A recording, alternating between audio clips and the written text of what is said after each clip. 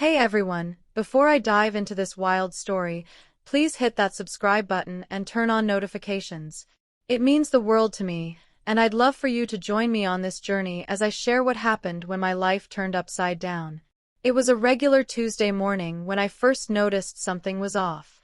I woke up to a flood of notifications on my phone, hundreds of messages, comments, and emails. At first, I thought maybe one of my posts had gone viral. I run a small lifestyle blog on Instagram, sharing my fitness journey and recipes. But as I scrolled, my heart sank. My account was posting things I didn't write, crude jokes, random links, and even private photos. I tried logging in, but my password didn't work. Panic set in as I realized my account had been hacked. I felt violated, like someone had broken into my home. My social media was my space, my voice, and now it was out of my control. I spent hours trying to recover it, but the hacker had changed everything: email, phone number, even two-factor authentication. I contacted Instagram support, but their automated responses were useless. Friends started texting me, confused about the posts. I didn't know how to explain it. The worst part, I had no idea how far this would go. By noon, I was shaking, wondering what else the hacker had access to. My entire online life felt like it was slipping away. By the afternoon, things got worse. The hacker started posting screenshots of my private DMs. These weren't just casual chats, they were personal conversations with friends, venting about work, relationships, and insecurities. I'd always been careful about what I shared publicly, but in DMs, I let my guard down. Now, those words were out there for everyone to see. People started commenting, calling me two-faced or fake. I saw notifications from strangers judging me based on out-of-context messages. My stomach churned as I read each one. I tried to explain in a new post from a backup account, but the damage was done. The hacker had my followers' trust, not me. I felt like I was screaming into a void. My phone kept buzzing with angry texts from acquaintances. I didn't know who to trust or how to fix this. I kept refreshing, hoping Instagram would restore my account, but nothing happened. The sinking feeling grew as I realized this wasn't just a prank, it was targeted. The next day, the hacker went deeper. They posted a video of me from my private stories, one I'd only shared with my close friends list. It was a silly clip of me ranting about a bad date, but it was meant for a small circle. Now, it had thousands of views. The comments were brutal. People called me shallow, desperate, even cruel. I couldn't believe my own words were being weaponized against me. I started getting messages from friends asking why I'd say those things publicly. I tried to explain it wasn't me, but some didn't believe it. "You should have been more careful," one friend texted. I felt betrayed by their lack of trust. I spent hours trying to contact Instagram again, but their support was a black hole. I even considered deleting all my accounts and disappearing from social media forever. The violation felt so personal, like someone was ripping my life apart for fun. I couldn't sleep, wondering what they'd leak next. By day 3, the hackers started posting my emails. They'd somehow accessed my Gmail and were sharing sensitive work emails. I'm a freelance graphic designer, and those emails contained client contracts and project details. Clients started calling me, furious, thinking I'd breached confidentiality. I tried to explain, but they didn't understand how I'd let this happen. I lost 2 major contracts that day. My income was crumbling, and so was my reputation. I felt like I was drowning in shame and helplessness. I hired a cybersecurity expert, but they said it could take weeks to trace the hack. Meanwhile, the hacker was relentless, posting more every hour. I stopped checking my phone because every notification felt like a punch. I cried in my apartment, wondering why this was happening to me. I hadn't done anything to deserve this. Or had I? The worst blow came when the hacker leaked a conversation with my best friend, Sarah. It was a raw, emotional exchange about a fight we'd had years ago. I'd said some harsh things in the heat of the moment, things I didn't mean anymore. But out of context, it looked like I hated her. Sarah called me, furious, saying she couldn't believe I'd kept those messages. I begged her to understand, but she hung up. Other friends started distancing themselves too. Group chats went silent. I felt so alone, like the hacker had stolen not just my account but my relationships. I started questioning everything. Had I been too open online? Was this my fault? The hacker's posts kept coming, each one more personal than the last. I was terrified of what they'd find next. My life was an open book, and I had no control over the pages. I decided to fight back. I created a new Instagram account to tell my side of the story. I posted a video explaining the hack, begging people to stop engaging with the fake posts. Some followers were supportive, but others accused me of lying to cover up my true self. The hacker mocked my new account, posting screenshots of my video with cruel captions. I felt like I was in a nightmare I couldn't wake up from. I started researching cybercrime, trying to understand how this happened. I learned about phishing scams and weak passwords, but I still didn't know how they'd gotten in. I changed every password I had, even for accounts I rarely used. The cybersecurity expert told me the hacker might be someone I know. That thought chilled me. Could it be a friend? A client? I couldn't trust anyone anymore. A week into the ordeal, the hacker posted something unforgivable, a private photo of me from years ago, one I'd sent to an ex in confidence. It wasn't explicit, but it was deeply personal. The comments were vile, and I felt exposed in a way I'd never experienced. I shut off my phone and cried for hours. My mom called, worried, but I was too ashamed to tell her everything. I felt like I'd lost my dignity, my privacy, everything. I reported the photo to Instagram, but it had already spread to other platforms. I started getting creepy messages from strangers. I was scared to leave my apartment, worried someone would recognize me. The hacker was winning, and I felt powerless. I considered going to the police, but I wasn't sure they'd take it seriously.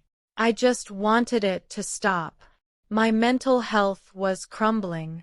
I couldn't eat or sleep, and every notification made my heart race. I started seeing a therapist, who said I was experiencing trauma from the violation. She helped me process the betrayal I felt from friends who'd turned on me. I tried to focus on rebuilding, but the hacker kept posting. They shared a draft of a blog post I'd written about my struggles with anxiety. It was raw and unpolished, never meant to be public. Now, people were calling me weak or attention-seeking. I felt like I couldn't win. Everything I did was twisted against me. I started to wonder if I'd ever get my life back. The hacker seemed to know exactly how to hurt me most. I was exhausted, but I refused to give up completely. I reached out to a lawyer who specialized in cybercrimes. She said we could file a police report and pursue legal action, but it would be a long process. She also warned me that recovering my account might be impossible if the hacker had covered their tracks. I felt a flicker of hope, though. Someone was finally taking me seriously. I filed the report, detailing every post and leak. The police were sympathetic but said cybercrimes were hard to trace. I gave them everything I had, including the cybersecurity expert's findings. Meanwhile, the hacker started targeting my family, posting old photos of my sister and me. My sister was mortified and blamed me for dragging her into this. I felt like I was losing everyone I loved. The lawyer kept me grounded, but the process was slow, and I needed answers now. By the second week, I was barely functioning. I'd lost clients, friends, and my sense of safety. The hacker posted a final message, "This is what she's really like." It linked to a Google Drive with years of my private data, photos, messages, even financial records. I felt like my entire life had been ripped open. I hired a second cybersecurity expert to try to take down the drive, but it had already been downloaded by strangers.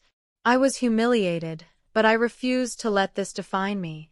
I posted another video on my new account, explaining everything and asking for support.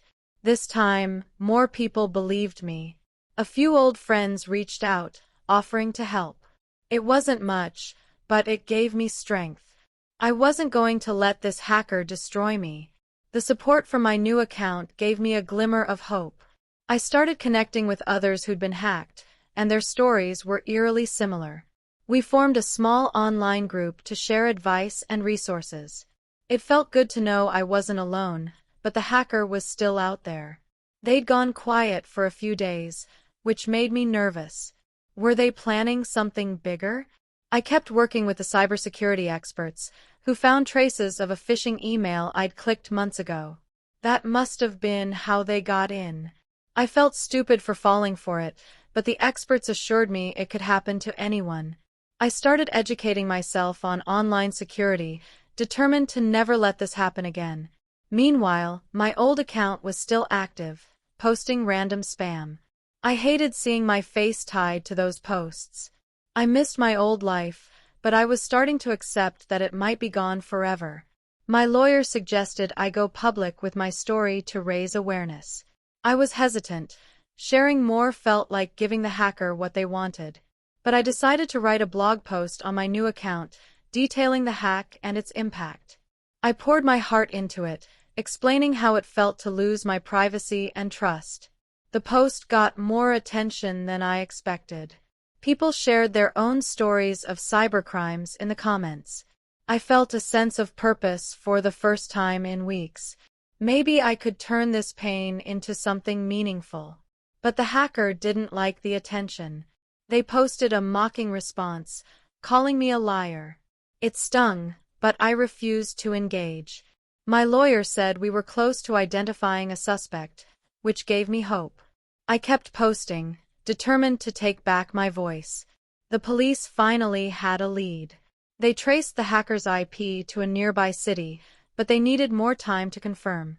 I was both relieved and terrified. Knowing they were close made it feel more real. I started wondering if it was someone I'd met or worked with. The cybersecurity team found more clues in the phishing email, linking it to a known hacking group. I was stunned that this wasn't just one person but a coordinated effort. Meanwhile, my new account was growing, and I was rebuilding my community. People were kinder now, offering support and sharing my posts. But I still got hate messages from those who believed the hacker's lies. I tried to focus on the positive, but the fear of another leak lingered. I installed every security measure possible. New antivirus, stronger passwords, everything. I wasn't going to be a victim again. My sister and I finally talked. She apologized for blaming me, and we cried together over the phone. It was a small step toward healing, but it meant everything. I started reaching out to other friends, explaining the truth. Some were still distant, but others came around. I realized who my real friends were through this ordeal. The hacker posted again, but their posts were getting less engagement. People were starting to see through the lies. I kept sharing my story, and a local news outlet reached out for an interview. I was nervous but agreed, hoping it would help others. The interview aired, and the response was overwhelming. People sent messages of support from all over. I felt like I was taking back control, piece by piece. The lawyer said we were building a strong case, and I held onto that hope. The police made an arrest. They caught one of the hackers, a member of the group behind the phishing scam. It wasn't personal. They'd targeted hundreds of people, including me. Knowing it wasn't someone I knew was a relief, but it didn't erase the pain. The hacker was charged, but the legal process would take months. My old account was finally suspended by Instagram, but the damage was done. I decided to keep my new account and rebuild from scratch. I posted about online safety, sharing tips I'd learned. My followers grew, and I felt a sense of purpose. But I still had nightmares about the leaks. Therapy helped, but the scars would take time to heal. I was determined to move forward, though, and not let this define me. I started getting messages from brands wanting to work with me again. They admired my resilience and wanted to support my comeback. I was cautious but accepted a few offers. It felt good to rebuild my career, even if it was slow. My new account was now bigger than my old one, and I was more careful about what I shared. I stopped using DMs for personal conversations and kept everything professional. The hacker's Google Drive was taken down, but I knew my data was still out there. I had to accept that and focus on the present. My lawyer said we had a good chance of winning the case, which gave me hope for justice. I started planning a series of posts about cybercrime awareness. I wanted to turn my pain into something positive. Sarah and I met up for coffee, our first real talk since the hack. We hugged and cried, promising to never let something like this come between us again. It was a turning point for me. I felt like I was regaining my life. Other friends started reaching out, apologizing for doubting me. I forgave them, but I kept my circle smaller now. The news interview led to more opportunities, including a podcast about online safety. I was nervous but excited to share my story on a bigger platform. The hackers group was still under investigation, and I hoped more arrests would follow. I kept working with my cybersecurity team to secure my accounts. I was paranoid about every link I clicked, but it was better than being careless. I was slowly rebuilding my confidence. The legal case moved forward, and I was called to testify. It was terrifying, but I told my story in court. The hacker's lawyer tried to downplay the damage, but my evidence was strong. I felt empowered standing up for myself. The judge seemed sympathetic, and my lawyer was optimistic. Meanwhile, my new account was thriving. I started a series called Hacked and Healing, where I shared tips and stories from others. It became a safe space for victims of cybercrimes. I was amazed at how many people related to my experience. I also started mentoring a few young influencers on online safety. It felt good to give back. The nightmares were less frequent now, and I was sleeping better. I was starting to feel like myself again. The court ruled in my favor. The hacker was convicted, and I was awarded damages. It wasn't enough to undo the pain, but it felt like justice. The hackers group was still being investigated, but I felt a weight lift off my shoulders. I celebrated with my family and Sarah, who'd been my rock through the trial.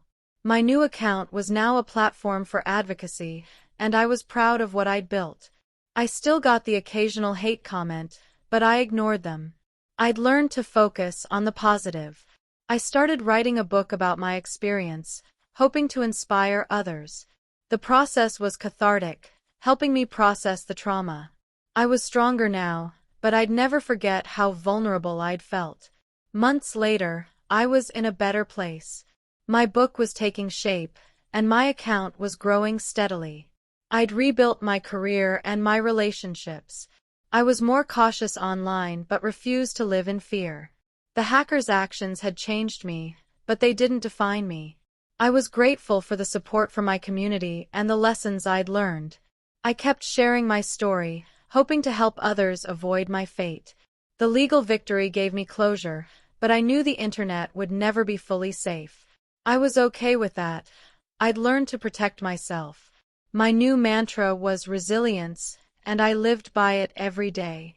I was ready for whatever came next, knowing I could handle it.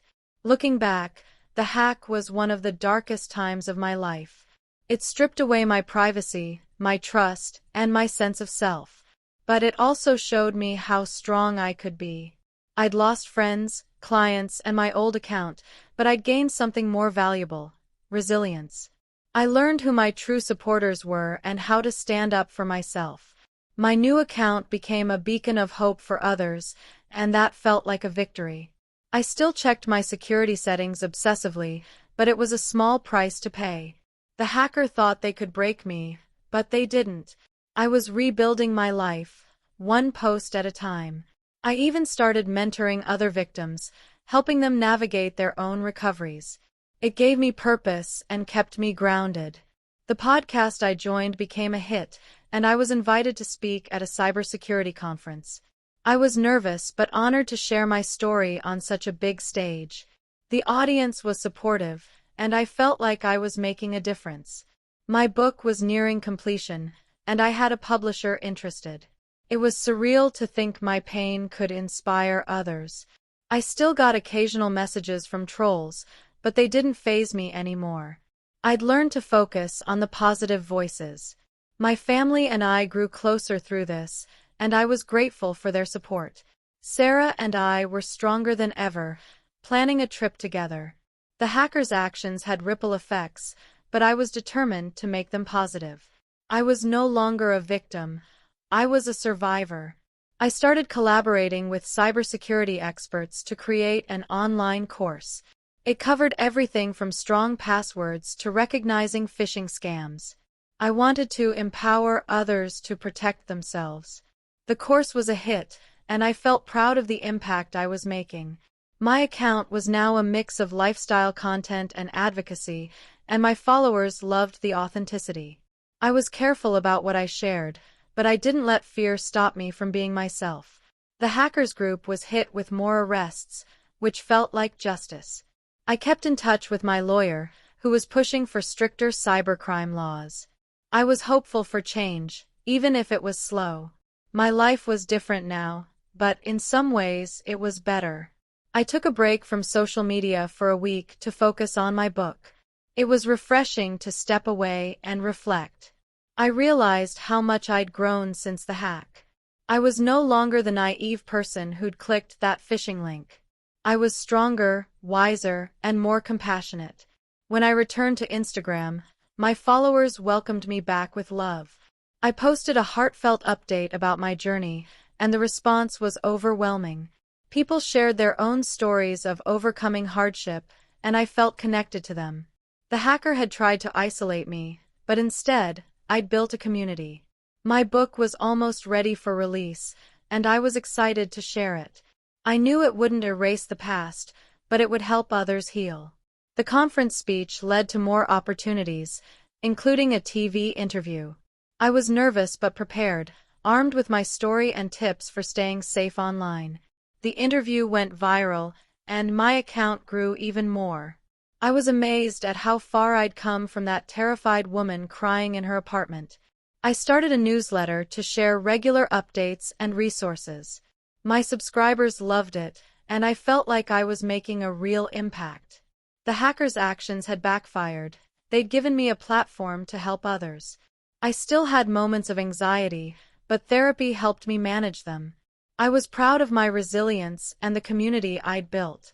I was living proof that you could come back from anything. My book was published, and the response was incredible. Readers reached out, saying it helped them feel less alone. I cried reading their messages, grateful for the chance to turn my pain into purpose. I started doing book signings and speaking engagements, sharing my story with larger audiences. The hackers group was dismantled, and I felt a sense of closure. I knew cybercrimes would always exist, but I was doing my part to fight them. My account was now a safe space for thousands, and I was honored to lead it. I kept mentoring victims, helping them rebuild their lives. My relationships with my family and friends were stronger than ever. I was living a life I never imagined possible before the hack. I launched a charity to support cybercrime victims, using proceeds from my book. It provided free resources and counseling to those in need. I was amazed at how many people reached out for help. My platform was growing, but I stayed true to my mission, authenticity and advocacy. I still got the occasional troll, but I'd learned to ignore them. My cybersecurity course was updated with new tips, and it was helping thousands stay safe online. I felt like I was honoring my past self by protecting others. The legal victory and arrests gave me peace, but my real victory was my new life. I was no longer defined by the hack. I was defined by my strength. If you've made it this far, thank you for listening to my story. Please subscribe to my channel and hit the bell icon so you don't miss any updates. Your support means everything, and I'd love for you to join me as I continue sharing my journey and tips for staying safe online. Let's keep this community growing.